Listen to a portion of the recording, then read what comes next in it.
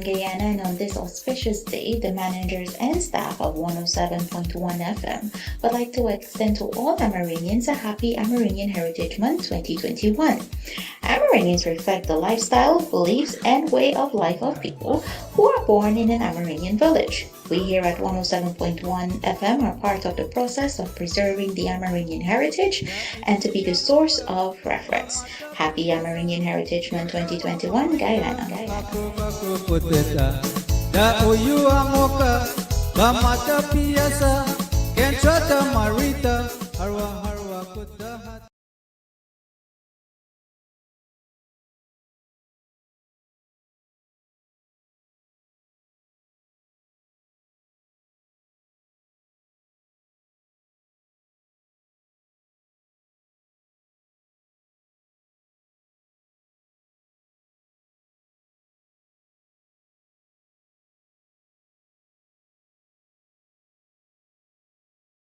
That little ditty we used to torment our teachers with when we were kids goes something like this. Onward, upward, Mary had a go. Day by day she tied it to a rope, till at length they got past the rope, and Miss Mary had to run behind it. We had a lot of fun with that, but do you actually know how beautiful these words are? Here's the Song of Guyana's Children by W. Hawley Bryant.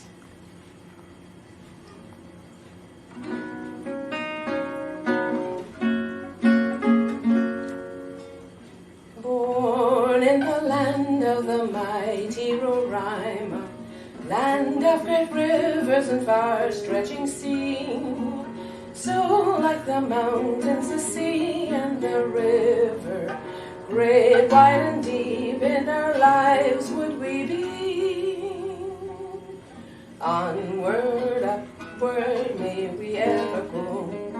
Day by day in strength and beauty grow, till at length we each of us may show what Guyana sons and daughters can be.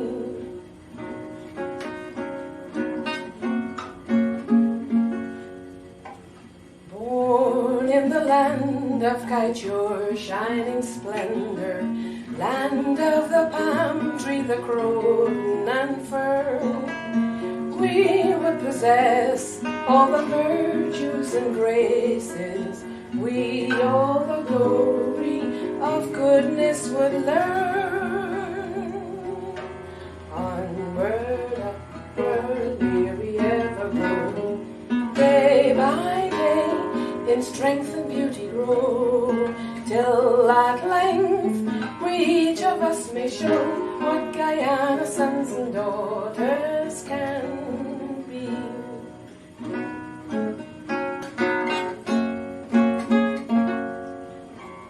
Born in the land where men sought El Dorado, land.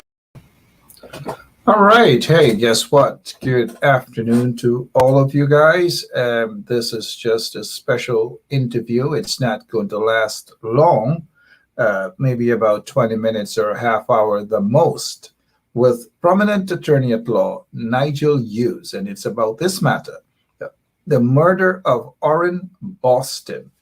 Yes, Orrin Boston was murdered by members of the SWAT team, the Guyana Police Force SWAT team. Lots of controversy behind this shooting, this killing, because thus far, all we're hearing is that one person, one member of the SWAT team is under close arrest. Not all the members of the SWAT team, but just one. What is interesting is that the Commissioner of Police acting has said that this gentleman, Orrin Boston, is not known to the police. He has not been prosecuted of any crime whatsoever. And my investigations is that he was popular amongst his fellow Essequibians. And so his popular shop, his beer garden was frequented by a lot of people out there in Essequibo. He was well liked. And the circumstances behind the shooting, the murder of this guy, it depends on who you speak with. On the streets, a lot of things, a lot of speculations as to why the police may have killed him. Some are saying that they were ordered to kill him. I don't know by whom. Some are saying that there is a policeman not far away. Again, these are all allegations. I don't know. And you know how Guyana operates, and not just confined to Guyana, but there's always some bits and pieces of information somewhere. We should be joined shortly by, like I've said, attorney at law Nigel Hughes. We're still awaiting his arrival in the studio. We know that he does have a busy schedule, hence this time. And this time is his time that he asked for. So maybe he's running late for out of court. And again, this is what is happening at the moment in Guyana. Very controversial situation. Look, this is Mr. Boston lying there after he was murdered by members of the SWAT team, this so-called SWAT team. And I say so-called SWAT team because that's what it is. The acting commissioner of police has said in a press conference, I believe yesterday, that, or the day before, that the Office of Professional Responsibility and the Police Complaints Authority will be the agency. Well, he didn't name it, but that is how it operates. It goes to the OPR's office, and it is being done by sitting members, current members of the police force, and former members there. So there's no independence there at all with this investigations. And I'm not sure who they are fooling about that agency. In my opinion, that agency that is there to investigate police. In other words, police are investigating police. It should be scrapped. It's a waste of money, a waste of time. Again, that is just my opinion. I have dealt with that office on numerous occasions, and it leaves a lot to be desired. Now, look, here's why it should be scrapped. Since May, a little over 4 months now, or somewhere thereabouts, this guy, Peter Headley, was slaughtered by a policeman, murdered by a policeman in his own car. He was shot from behind, killed on the spot. To this day, the investigation, the file was removed from the OPR's office, sent to the Police Complaints Authority, and the Police Complaints Authority is headed by former Justice William Ramlal. Justice William Ramlal. Okay, so that office is on Brigham. I believe it is probably still on Brigham. The former head of that agency, the Police Complaints Authority, was headed by former Chancellor of the Judiciary, Mr. Cecil Kennard. And people didn't have much justice at all. I recall taking relatives of a victim there. I can't recall the victim, but there were so many victims. And I was there at that office with the relatives. And Justice Cecil Kennard refused to meet with the relatives, So that is exactly what is happening there. So sorry about that, a little bit of distraction. Good. So I don't have much confidence at all with what the acting commissioner of police is saying about this latest investigations, the investigations that is with the investigations of Orrin Boston, who was murdered by members of a SWAT team. Now, forget about the little chit chat that you might be hearing, that this guy might have been into this, might have been, so far I'm not hearing that coming from members within the community. We know that he was a legitimate businessman. And we also know that he was not on the police radar for any sort of illegal activities. At least that is what, if that was the case, then we would have already been hearing about that.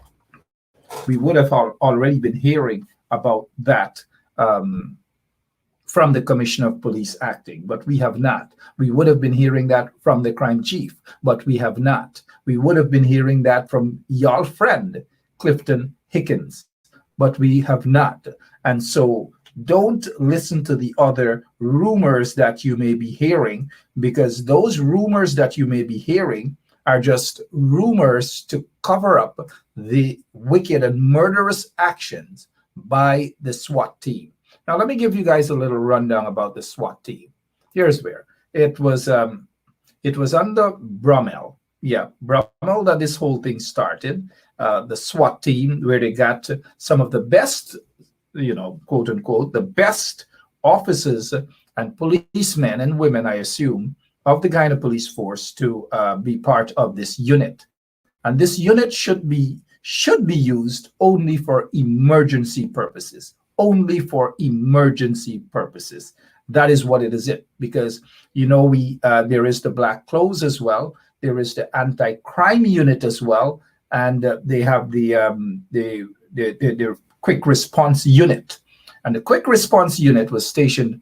I believe every police department in Guyana, every police station should have, just like they have at Brickdam, that impact unit, right?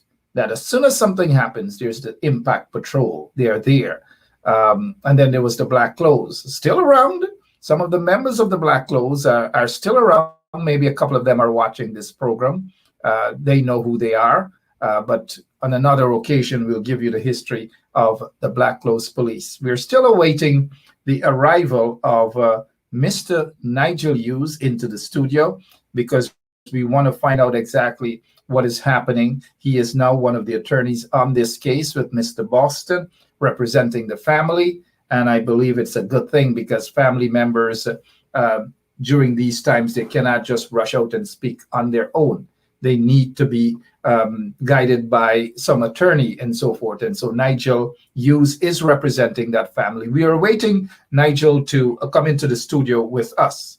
So let's give him at least another 2 or 3 minutes more to see what is going to happen.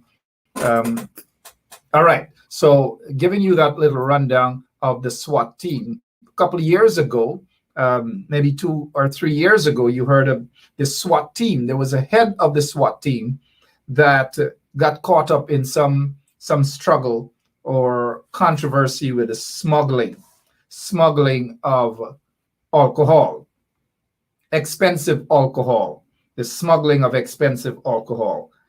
He was caught on the quarantine somewhere about Albion, Hampshire, Belvedere side.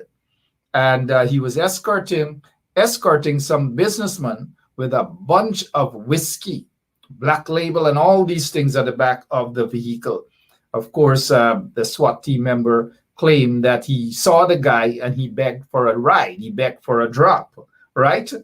And this is a SWAT team member who left his base and went outside the jurisdiction, never told any of his senior ranks, that's according to information, mind you, that he was heading to Berbice and these sort of things. So I'm just giving you that quick rundown. For those of you who might not know who that individual is, here it is. After that controversy, he was removed from his post. Mr. Moti Duki was removed from his post. After he was removed from his post, guess what? When the PPP were installed, as of August 2nd last year, look what they did. Controversial former SWAT boss returns to the Guyana police force. So he's back on the force, Mr. Duki, Moti Duki, someone that I know very well.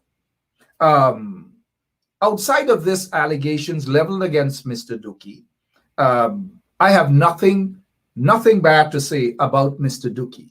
All I'm doing is just painting a picture of the SWAT team and this controversy with the SWAT boss. That's all I'm doing at this moment. So, Mr. Duki, if you're watching, don't get ticklish. I know we have gone back a long time, but we're sticking here with the issue.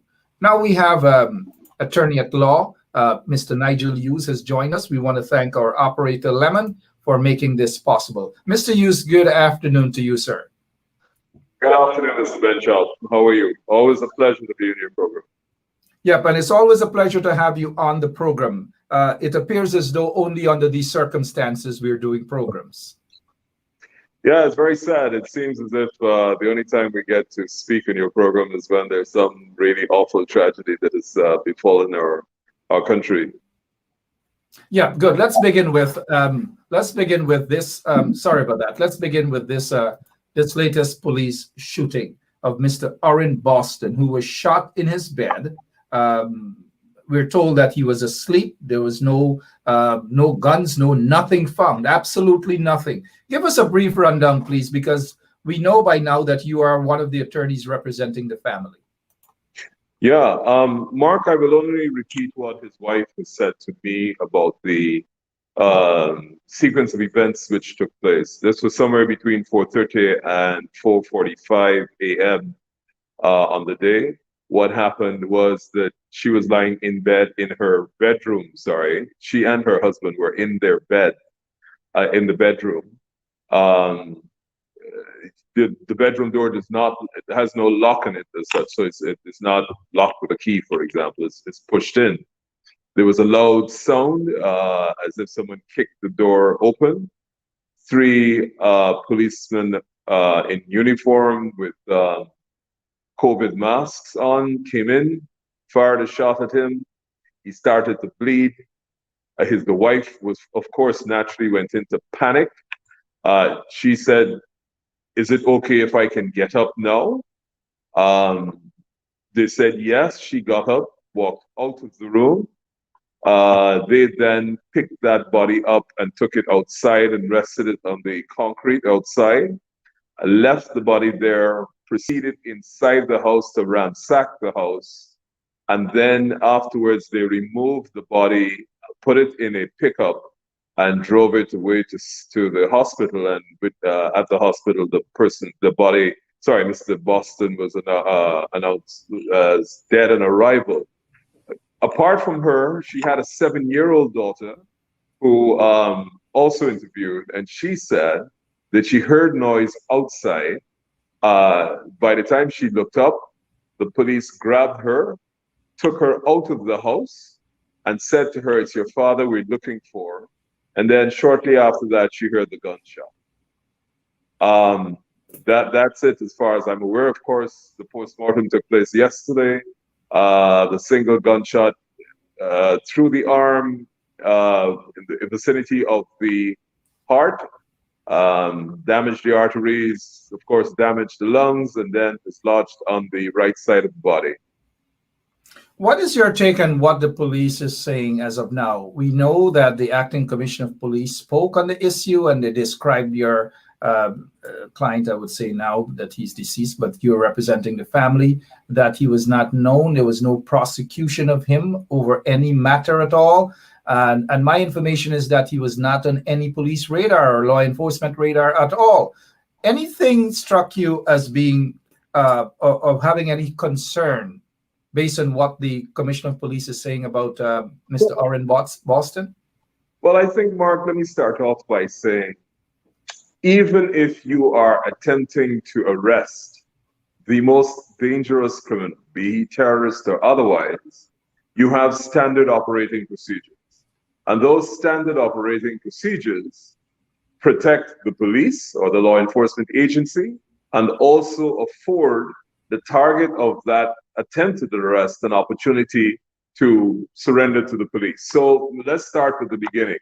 If they thought that Mr. Boston was involved in some sort of particularly dangerous criminal activity, one would have assumed that the basic standard procedure would be you knock on the door, you call him out, the house is surrounded. If he opens fire, everybody is in a protected position. But certainly, I can't imagine what standard operating procedure would say that you could kick down the door without even alerting him. He's not on a wanted list. This is not a wanted man. That's a completely different scenario. This is a man who you say you're conducting a criminal, some sort of criminal crime prevention exercise. You You don't knock on the door. You don't give him an opportunity to, or you do not inform him that you are coming into his house. You kick down his bedroom door. Absolutely no information or intelligence to suggest for a second that he would be armed. So that's the other important thing. If Mr. Boston has no history of violence, has no history of dealing with weapons, you do not have him in your records as being a suspect in any sort of violent activity, I cannot imagine what procedure you would be following that would allow you to enter his house without a warrant and then kick his bedroom door open, lying there with his wife. No sense of any presence of any weapon, any threat to the police, and you shoot him. If you want to go to their story, certainly if you are arresting a person and you fear that there may be resistance, there are standard procedures to make sure that in the process of restraining that person, there is no danger. So on any account given by the police, this is nothing else other than what it is, as recounted by his wife, murder. Shot in his bed, sleeping or just about to wake up with his wife lying next to him. I just want to say this. In your worst nightmare, God forbid it happens to anybody, if you are lying in your house and bandits come in your house and do exactly the same thing, it would be the most heinous activity, because you are in the place of your sanctity, the place of your security, your own home, lying with your wife, and bandits come in and shoot you like that, you would ask for the death penalty. So I do not understand how the law enforcement agency, in the absence of a warrant, in the absence of publishing anything that indicated that this was a dangerous person, in the absence of even attempting during the daylight to contact Mr. Boston and say, you are a person of interest, please come to the police station. And then, of course, if he refuses or he assaults somebody, in the absence of any of this, on what level of conduct do you end up in a situation where law enforcement kills a man in his bedroom lying next to his wife? I'm sorry, but this is a different day. And you will recall that the troubles in the East Coast started with a similar situation with Shaka Blair.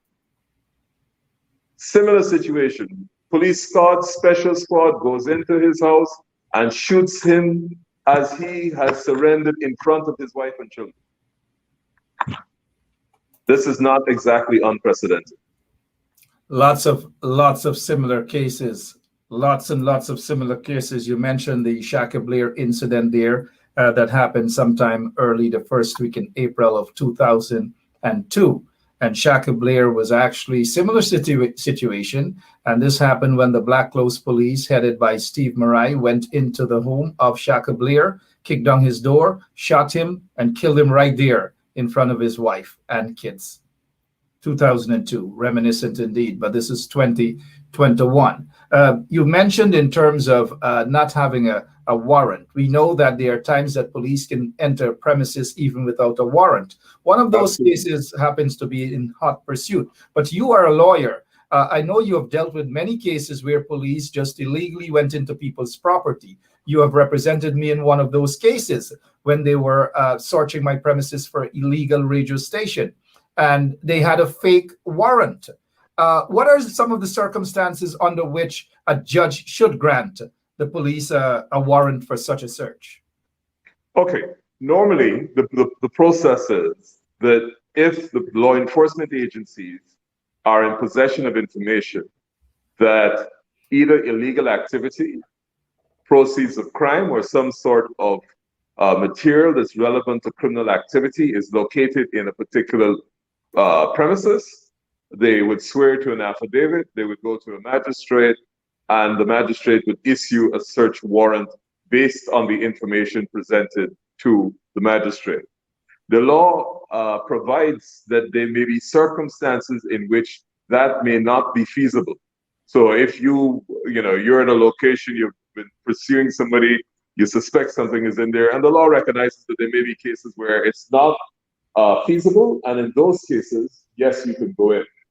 None of this is applicable to Mr. Boston, not one of those circumstances, because you will notice in the press release, and the police have a standard sort of statement they issue whenever somebody dies as a result of deadly force by the police, where they say that he was in the process of doing X, Y, and Z, or that they found cocaine in the premises, or they found weapons in the premises, or they found some other something else that they attempt to ameliorate the impact of their killing. In this case, they're not even their first press release,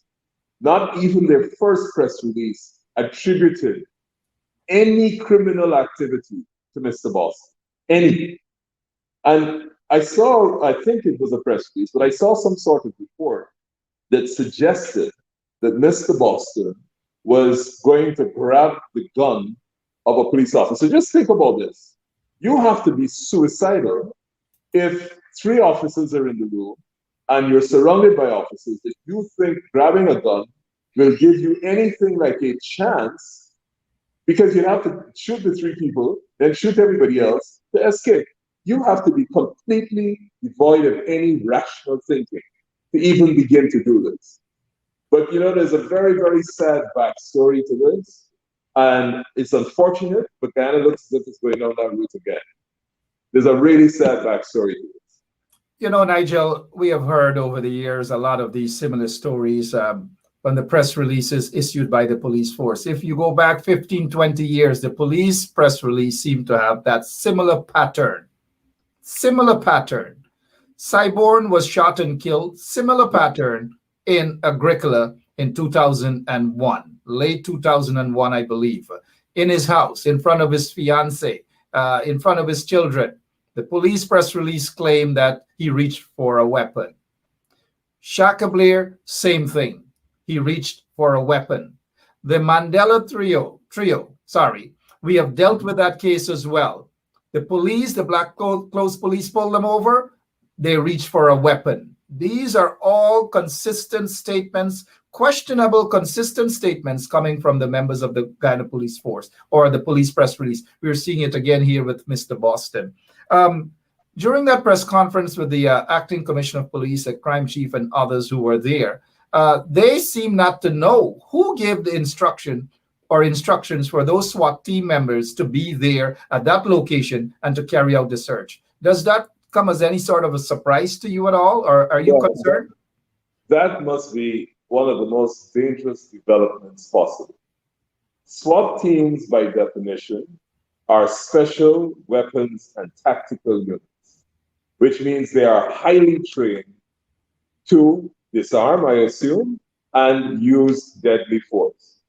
If you are going to dispatch a SWAT team in any location, the absolute minimum must be the existence of standard operating procedures for the use of deadly force if and when confronted.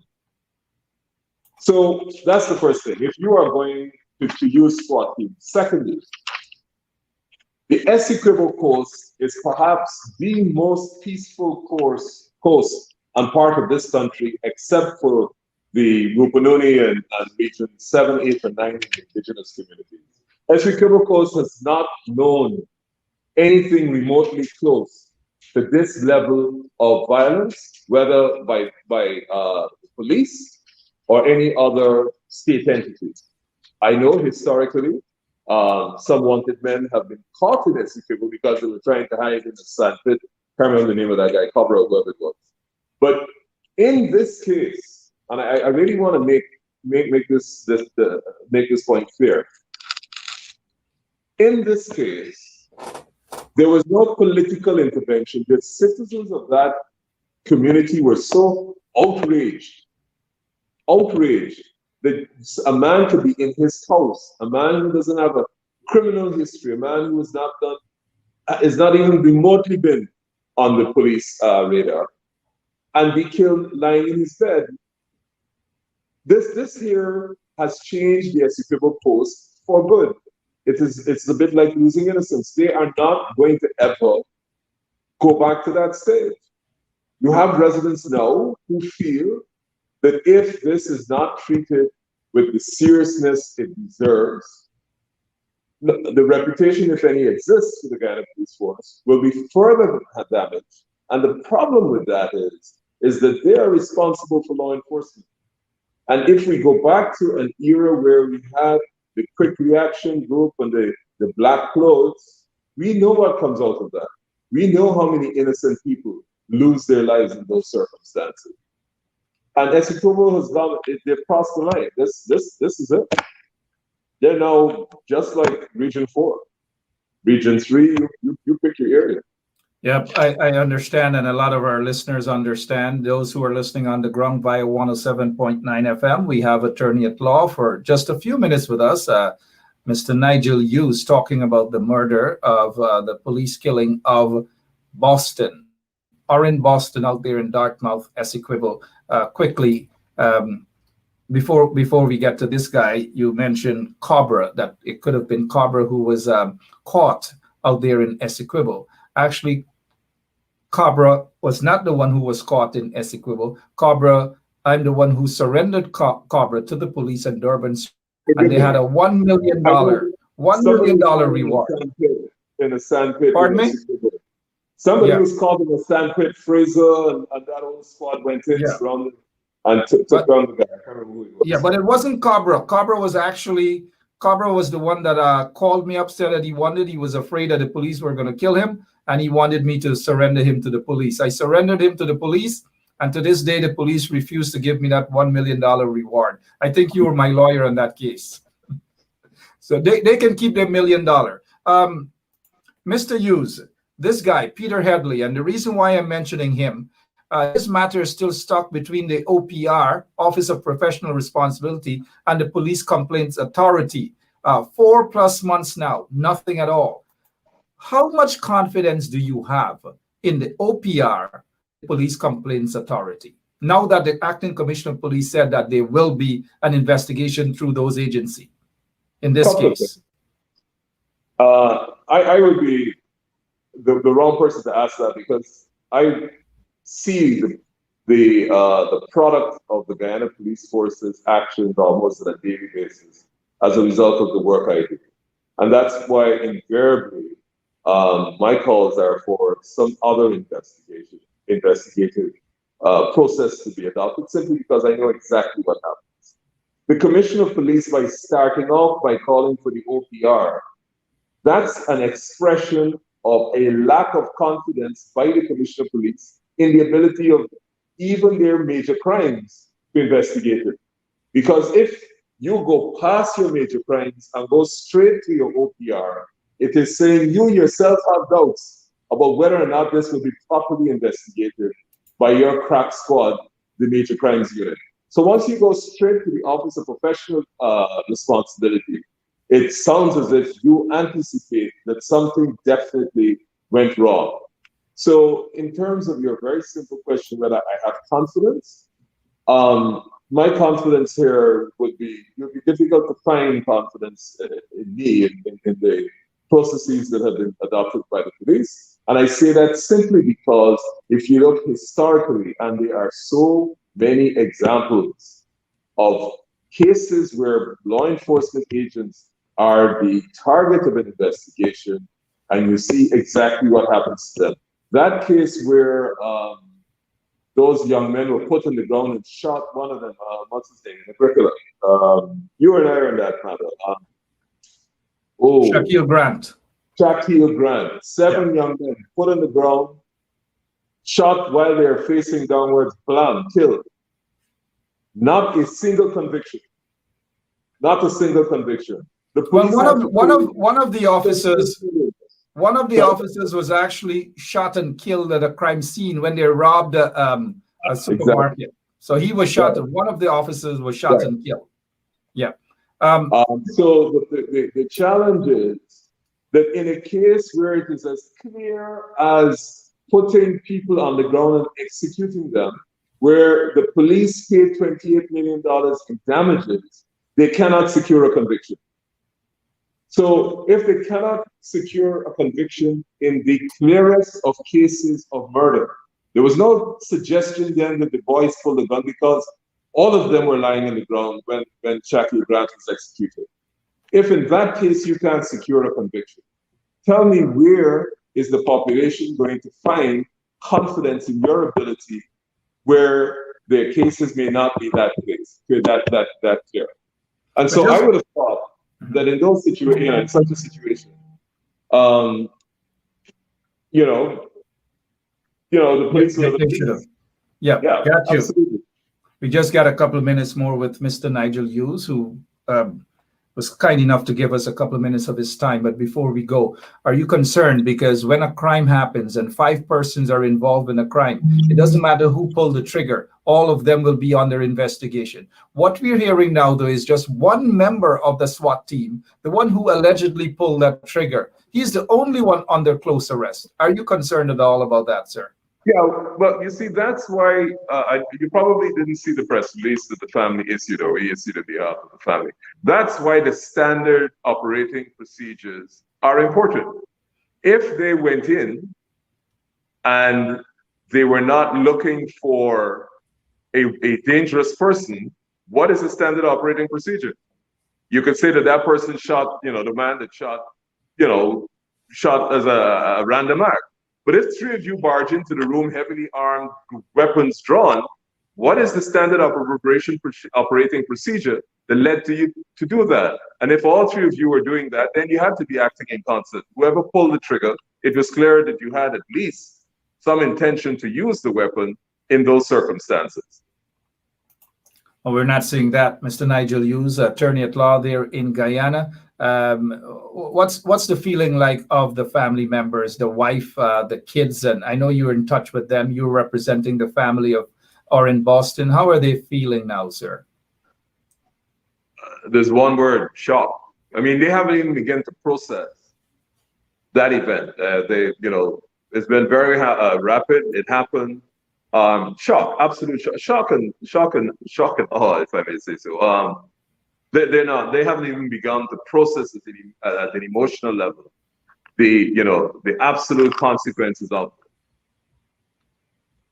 Can just imagine your closing remarks. And I don't really want to ask you this question, but I'll ask you it all because probably I've asked you over 100 times.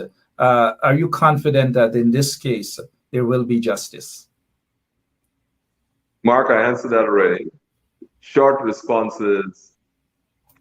Not if the investigation is conducted along the traditional lines that have previously taken place when law enforcement agents are suspected of having killed someone. Not if it's business as usual. Absolutely no confidence if this is business as usual.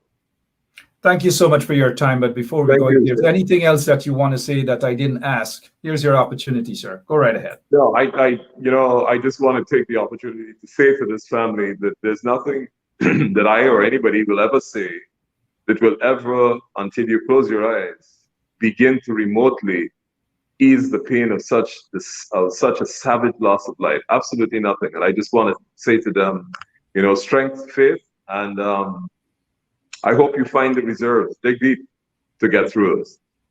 Thank you so much, Nigel Hughes, attorney at law. Appreciate your time. All right. That was kind of like quick and getting straight to the point with attorney at law, Nigel Hughes. Before I go, I want you guys to take a quick peek at this video in the bedroom where Mr. Orrin Boston was murdered by a member or members of the SWAT team. All of them were there. All of them ought to be responsible. Who's the leader of the SWAT team? We're not hearing that. But the family lawyer, Nigel Hughes, and another lawyer issued a statement, and the police force is quick to respond to that statement, quick to respond to statements upon statements. But they're not telling you what you want to hear. That SWAT team member who pulled the trigger should not just be under close arrest. Should have already been arrested. It has already been established that he murdered that man, Mr. Orrin Boston. It has already been established that the SWAT team, those members who were there, who conducted that illegal search and that ended with the murder of Mr. Boston, should all be under close arrest and charges pending very, very soon against them. But they don't operate like that. They want to basically fool members of the public as though they're doing their job, as though they're after justice. No, they're not after any justice. Earlier, I told you what they have done to Peter Headley. 4 months now, no justice to Peter Headley, who was shot and killed by a member of the Guyana police force. That individual is probably still on the force, driving around with his gun, and probably will end up doing the same thing again sometime. That is just how it operates. Because you get away with one, you feel you can get away with another. But this one here should not be swept under the rug at all. The people out there in Essequibo, they are still blocking the roads and bridges and whatever. And all I can give them is a thumbs up, because they got to get justice. Don't allow the police force, because they're attempting to sweet talk the people. Some of them are attempting to probably paint this guy or in Boston with some sort of a brush that, hey, what? He wasn't an angel. All these things they're going to try to say. But that is not the issue. He was not wanted. Nothing was found on the premises. Did they go and get a proper warrant, a search warrant? Did they go to a judge? A judge is the one who has to issue a search warrant. And they have to have a list of things. Why are you going to search this man's premises? Do you have the evidence? Because police can walk into a judge and say, I need a search warrant for X, Y, or Z place. Why do you need a search warrant? And they have to have compelling evidence before a search warrant is issued. But in Guyana, that's not the case. Sometimes, most of the times, they rush into people's places without a search warrant. And then after the fact, they go to some judge or magistrate or whatever and get a signature post-dated. That is how it operates. I know from a personal experience when the regime was after me for some illegal radio station. Thank God now we're broadcasting through a legal radio station that they're also now after. But let me say this, though, that when they broke into my premises looking for an illegal radio station, maybe about 10 years ago, they found a set of equipment. They broke the door. They did everything. But I won my case because it was illegal. They didn't find anything proper. So guess what now? The search warrant that they had to break into my premises was an illegal search warrant that was signed by a justice of the peace. Now, how the heck you're going to go to a justice of the peace to sign a search warrant? A justice of the peace? Well, the justice of the peace, I believe his name Mohan or some Singh, who contacted me, and I visited him in his office. He said, we are actually related. Is my blood relative from the quarantine. He said that the police went in front of him, push a piece of paper in front of him and tell him sign it quickly. He said if he had read the paper properly to see my name on it, he would not have signed that. But the point that I'm making is that to have a search warrant executed, a justice of the peace can do that. Gosh, only in Guyana, right? Let's go to this tape. I want you guys to see this before we close off. We're not closing off yet, but view this tape first. These people come in, they always kick down the door and they just fire shot just on the left side. And he was sleeping here. If you could see, this is a blood spot. And I was sleeping there on the right side. He was on his left. Just hit him just like this. I left lie down trembling on the bed and he say anything to me. I asked him if I could come off the bed and I said, Miss, yes, come off the bed. And that was it. Then I told him nothing.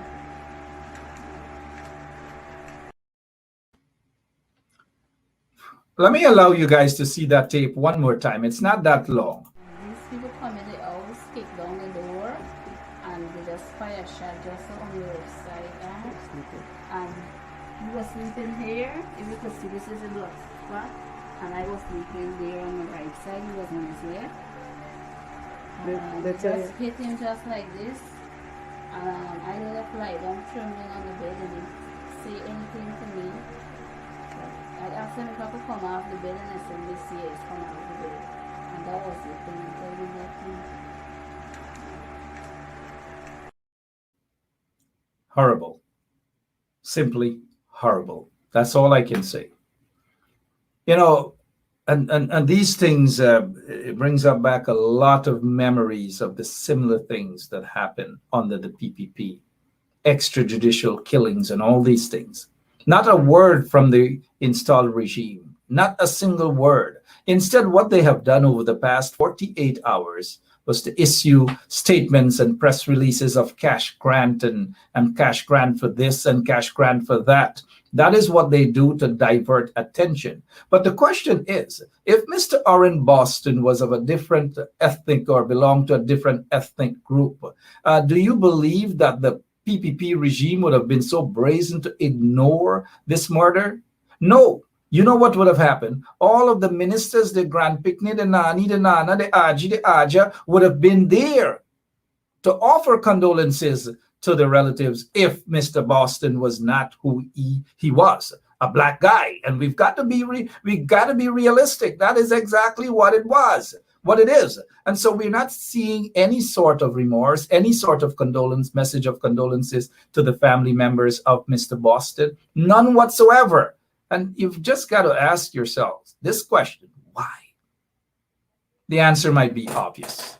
It's simple, because Mr. Boston was who he was: a black man, businessman, never been in any trouble, or he has never been prosecuted, probably has never been charged. We're hearing reports mounting up of police. Everybody mount up the police. I mount up the police. Everybody mount up the police, because they got some police officers in Guyana feel they're above the law. They could talk to people anyhow. They could do anything. And when you talk back to them, they're more vexed than you, right? Lemon can tell you that too. But that's exactly how it is. But this guy, there have to be justice for this guy. There have to be justice. But the regime is not concerned about that. The acting president right now, Mark Phillips, maybe he will issue a statement, which will be just a rubber stamp statement. I don't know. This guy, Mark Phillips, he's the acting president. Speaking of the acting president, we don't know who's the acting prime minister. Is Jack Day, who has been missing in action, who has been in hiding for God and never knows what? Is he the acting prime minister? I don't know. We'll deal with that later on this evening on Straight Up 107.1 FM. For all those of you who are listening on the ground to us, continue to pray for the country, man. Thank you so much. All around Georgetown, the outskirts of Georgetown, listening via 107.1 FM. Thank you all so much. And to all of you around the world, thank you so much. But pray for the family members of Mr. Boston. Before we go to, there was another Orrin, a guy by the name of Orrin Class. His family was actually brutalized as well. His property was damaged by those same criminals in the SWAT team. Those criminals in the SWAT team, those murderers in the SWAT team. We're hardly hearing about that. But I just thought I'd mention Mr. Orrin Class. I reached out to Mr. Orrin Class, but I haven't gotten any response from him. I'm hoping to get him to come out publicly. And, you know, a lot of people are afraid, but stop being afraid, guys. Stop being afraid. Come on out and speak out. I've got to go, though. Until this evening, 9 o'clock, I'll see you on Straight Up. God bless you, and God bless our beautiful country. Mr. Nigel Hughes, thank you for your time, and thank you for representing that family, and thank you for what you do, you and your team of lawyers. So long. That little ditty we used to torment our teachers with when we were kids goes something like this. Onward, upward, Mary had a go. Day by day she tied it to a rope, till at length they got busty rope, and Miss Mary had to run behind it. We had a lot of fun with that, but do you actually know how beautiful these words are?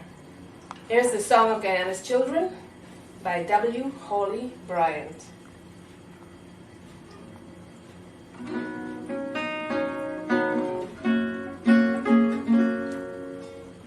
Born in the land of the mighty Roraima, land of great rivers and far-stretching sea, so like the mountains, the sea, and the river, great, wide, and deep in our lives would we be. Onward, upward, may we ever go, day by day in strength and beauty grow, till at length we each of us may show what Guyana sons and daughters can be.